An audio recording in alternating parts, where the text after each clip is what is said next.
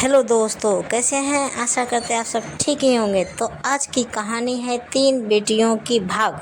सुनिए, एक ज्ञानवर्धक कहानी है। तो कहानी सुनाने से पहले प्रेम से बोलिए जय माता दी, हर हर महादेव। बहुत समय पहले एक राजा था जो खुद के बारे में सोचता था कि वह बहुत ही नेक सोच, दयालु स्वभाव और दरिया दिली है। उसे लगता था कि वह स्थितियों को सही से समझने और हर बात पर न्याय करने और हर विषय में उचित विचार रखने वाला व्यक्ति है। राजा की 3 बेटियों थी। एक दिन उसने अपनी बेटियों को बुलाकर कहा, मेरे पास जो भी है वो सब तुम्हारा है। तुम तीनों को मुझसे ही जीवन मिला है। मेरी इच्छा अनुसार ही तुम तीनों का भूत, वर्तमान और भविष्य बना हुआ है, जो आगे भी ऐसे ही बना रहेगा। मैं ही तुम तीनों का भाग्य बनाता हूँ। राजा की यह बात सुनकर उसकी 2 बेटियों ने शांत मन से राजा की बात में हामी भर दी, लेकिन तीसरी बेटी ने ऐसा नहीं किया। उसने कहा, नहीं, मुझे तो नहीं लगता है कि आपके हाथों में मेरा भाग्य है। राजा यह सुनते ही गुस्से में आ गया। उसने अपनी तीसरी बेटी की कही बातों को एक चुनौती के रूप में स्वीकार किया। उसने खुद को अपनी तीसरी बेटी के सामने सही साबित करने की ठान ली और उसे जेल में बंदी बना दिया। इस वजह से राजा की तीसरी बेटी कई सालों तक जेल में ही बंद रही। राजा और उसकी बाकी की बेटियां राजशाही जीवन जीते रहे। राजा मन ही मन सोचता है कि यह मेरा ही हुक्म है जो मेरी जिद्दी बेटी जेल में कैद है। लोगों को भी यही लग रहा होगा कि राजा का ही हुक्म है जो उसकी बेटी की ऐसा भाग्य मिला है। उसकी प्रजा के लोग भी यही सोचते थे। उन्हें लगता था कि राजा की तीसरी बेटी ने जो ज़रूर कोई गलत कार्य किया होगा, तभी उसे जेल में कैद करके रखा गया है, वरना कोई भी पिता अपने बेटी के साथ भला ऐसा क्यों ही करेगा। राजा कभी कभी जेल में कैद अपनी तीसरी बेटी से मिलने के लिए जाता था। उसकी बेटी बहुत कमज़ोर हो गई थी, लेकिन अभी भी उसके विचारों में कोई बदलाव नहीं आया था। मगर राजा अपनी कमज़ोर होती बेटी की हालत और नहीं देख पा रहा था। एक दिन उसने अपने तीसरी बेटी से कहा, इस तरह से तुम्हारा जिद करना मुझे बहुत गुस्सा दिलाता है। अगर तुम इसी तरह मेरी आँखों के सामने रही तो मैं गुस्से में मैं न जाने क्या कर बैठूँगा।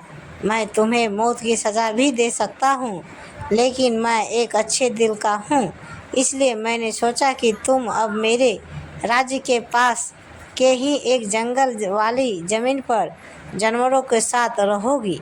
राजा ने आगे कहा, उस जंगल में सिर्फ उन्हीं लोगों को रखा जाता है जो मेरे आदेश का पालन नहीं करते। तुमने भी अपनी जिद की वजह से मेरी बात नहीं मानी, इसलिए तुम भी अब वहाँ मौजूद लोगों के साथ अपना पूरा जीवन काटोगी। इसके बाद तीसरी बेटी को उस जंगल की ज़मीन पर रहने के लिए भेज दिया गया। वहाँ वह फल और सब्जियाँ खाने और एक गुफा में रहने लगी। उसके पास पीने के लिए झरने का पानी और ठंड से बचने के लिए सिर्फ सूरज की धूप का ही सहारा था। वहाँ की खुली हवा में रहते हुए और फल फूल खाते खाते वो जल्द ही पूरी तरह स्वस्थ हो गई। उसने वहाँ पर खेती करना भी शुरू कर दिया। गुफा को उसने घर की तरह सजा लिया था और खुशी खुशी वहीं रहती थी। एक दिन वहाँ पर एक भटकता हुआ राहगीर आ पहुँचा। उसे देखते ही देखते राजा की तीसरी बेटी से प्रेम हो गया और दोनों खुशी खुशी वहीं रहने लगे। उस जंगल में उन दोनों के अलावा और भी कई लोग रहते थे, जिनकी मदद से उन्होंने उस जंगल को एक शहर के रूप में बदल दिया। कुछ ही सालों में राजा की तीसरी बेटी और वो राहगीर उस शहर के राजा रानी बन गए। अब उनके शहर की चर्चा दूर दूर तक होने लगी। जैसे ही इसकी जानकारी राजा को मिली, वह उस जंगल में सब कुछ देखने के लिए पहुंच गया। जब उसने वहां की राजगद्दी पर अपनी बेटी को बैठे देखा और साथ में एक खूबसूरत युवक को, तो उसके होश उड़ गए। राजा की बेटी ने अपने महल में अपने पिता का पूरे सम्मान के साथ स्वागत किया। उसने अपने पिता से उसके बुरे बर्ताव व फैसले के लिए कुछ भी नहीं कहा। जैसे ही राजा वहां बैठा तो उसे एक आवाज़ सुनाई देने लगी, जो कह रही थी कि हर इंसान स्वयं ही अपना भाग्य बनाता है, कोई अन्य इंसान किसी और का भाग्य नहीं बना सकता। इसके बाद राजा को स्वयं ही अपनी गलती पर पछतावा होने लगा और उसने अपनी सभी बेटियों को अपने भाग्य से आज़ाद कर दिया।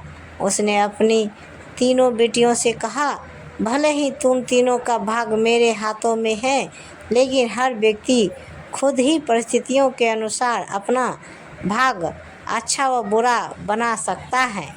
तो ये सब कहानी आपको कैसी लगी कमेंट में हमें ज़रूर बताएं। तो कहानी से हमें क्या सीख मिली दोस्तों?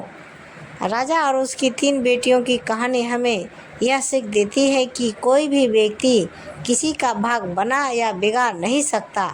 हमारा भाग्य स्वयं हमारा हाथों में ही होता है, जिसे हम अपने खूब सूझबूझ से बुरी परिस्थितियों में भी अच्छा बना सकते हैं।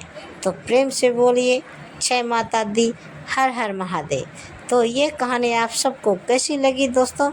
कमेंट बॉक्स में ज़रूर बताएं। और ऐसी कहानियाँ सुनने के लिए जैसे सास बहू कहानी, मनोरंजन कहानियाँ, ज्ञानवर्धक कहानियाँ, धार्मिक कहानियाँ, शिक्षाप्रद कहानी, पारिवारिक कहानी, सास बहू कहानी आधारित हम कहानी सुनने के लिए हमारे चैनल को सब्सक्राइब करें और वीडियो को लाइक ज़रूर करें। धन्यवाद। तो दोस्तों मिलते हैं अगले वीडियो के साथ। तब तक बाय बाय दोस्तों। जय हिंद।